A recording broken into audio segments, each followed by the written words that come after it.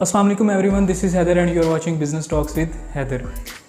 आज की video start करने से पहले मैं आपसे एक सवाल पूछना चाहता हूँ, क्या आपने कभी डॉलर में ट्रेड की है? चलें इस बात को भी छोड़ दें, क्या आपने कभी डॉलर को रियल में देखा है? मेरा नहीं ख्याल। अगर एक आम आदमी ने कभी डॉलर में ट्रेड नहीं की, इवन कि उसने कभी देखा तक नहीं है, तो डॉलर इतना क्यों हमारे असाब पर सवार है? इतना ज़्यादा ये हमारी इकोनॉमी को क्यों इफ़ेक्ट करता है? ये कब से इतना मजबूत है, कैसे हुआ और क्यों है? आइए इन सब सवालों का जवाब ढूंढते हैं।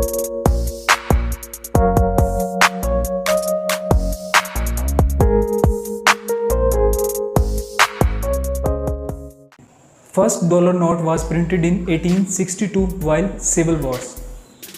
1862 से लेके 1939 तक डॉलर एक ऑर्डिनरी करेंसी थी, जैसे कि बाकी किसी भी मुल्क की करेंसी है।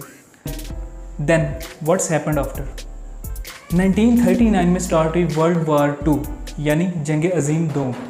इन 1939 America was the world leading weapon providers, यानी अमेरिका ने असला बनाने के बहुत से कारखाने अपने मुल्क में लगा रखे थे। उस वक्त अमेरिका अपने अलायंस को असला प्रोवाइड किया करता था, लेकिन उसने एक मुआहिदा किया उन तमाम मुल्कों के साथ जो कि उस अलायंस में शामिल थे, और उसने कहा कि मैं असले के बदले कोई भी आपकी करेंसी नहीं लूँगा। तो देन क्या लेंगे? यूएस ने कहा कि मैं सोना लूँगा। रिपोर्ट्स कहती हैं कि वर्ल्ड वार 2 ख़त्म होने तक अमेरिका ने पूरी दुनिया का ऑलमोस्ट 70% गोल्ड रिज़र्व अपने पास रख लिया। अब उस वक्त के जितने भी डेवलप्ड कंट्रीज़ थे, यानी जो अमीर मुल्क थे, उनके पास सोने की किल्लत हो गई और उनको अपने ही करेंसी नोट छापने में दुश्वारी होने लगी। इन 1944 यानी वर्ल्ड वार 2 के इख्तिताम के साथ ही अमेरिका के अलायंस की तरफ से एक मीटिंग कॉल की गई, जिसमें इस अलायंस में एक बहस छिड़ी कि हम अपने सारे सोने से हाथ धो बैठे हैं, लिहाजा अब हमारी इकोनॉमी जो है ना वो क्रैश करती जा रही है, हम अपने नोट किस तरह से प्रिंट करें। उस वक्त अमेरिका ने एक चीज़ प्रपोज की और कहा कि क्योंकि मोर देन 70% गोल्ड रिज़र्व अब अमेरिका के पास हैं, लिहाजा अमेरिका की जो करेंसी डॉलर है उसको सेंट्रलाइज्ड करेंसी बना दिया जाए। यानी कोई भी करेंसी अगर आपने उसकी वैल्यू कंपेयर करनी हो तो उसके अगेंस्ट आप डॉलर को देखेंगे, ना कि गोल्ड को, जैसे कि पहले देखा जाता था। और इस माहिदे को ब्रेटन वुड्स एग्रीमेंट का नाम दिया गया, जो कि डॉलर के इतने स्ट्रॉन्ग होने का सबसे बड़ा सबब है। इंटरनेशनल मॉनेटरी फंड यानी IMF का नाम तो आपने सुना ही होगा।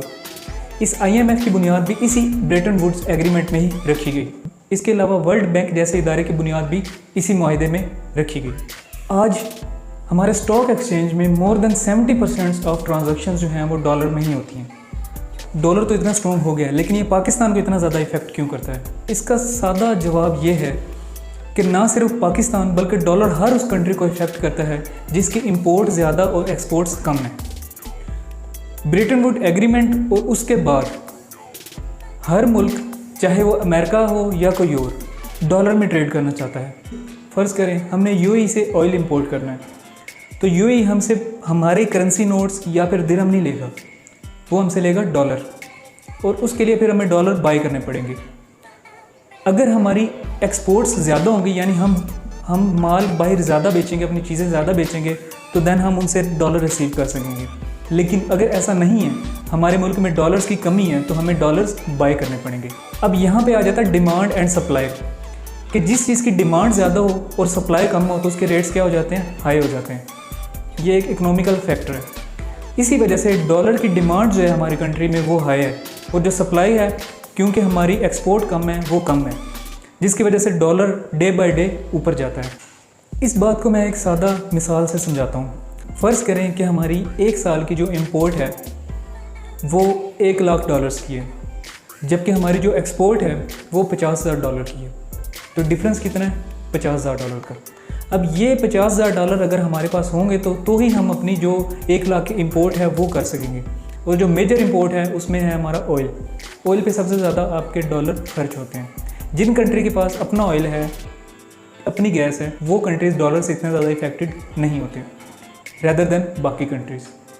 तो उस 50,000 के गैप को पूरा करने के लिए या तो हमें IMF से लोन लेना पड़ता है, या हमें कोई और हरबा आजमाना पड़ता है, और हमारा जो इंपोर्ट और एक्सपोर्ट का जो गैप है डॉलर्स का, वो पूरा और हमारा जो कंट्री है वो चल सके। इसके अलावा कुछ और फैक्टर्स होते हैं जो कि डॉलर को ज़्यादा स्ट्रॉन्ग करते हैं और हमारी करेंसी को ज़्यादा डिवेल्युएट करते हैं, जिनमें सबसे बड़ा फैक्टर पाकिस्तान में पॉलिटिकल इंस्टेबिलिटी है। हम पॉलिटिकली किसी भी तरह से स्टेबल नहीं है।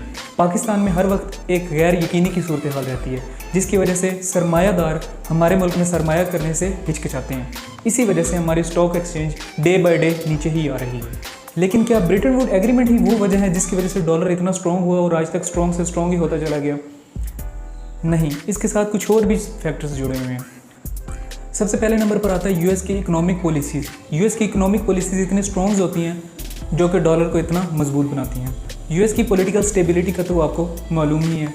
पॉलिटिकली स्टेबल होने की वजह से यूएस की इकोनॉमी भी बहुत ज़्यादा स्ट्रॉन्ग है। इकोनॉमिक स्ट्रेटजीज़, यूएस पूरी दुनिया के साथ ट्रेड करता है और वो ट्रेड सारी की सारी ही डॉलर्स में ही करता है, जिसकी वजह से भी डॉलर स्ट्रॉन्ग होता है।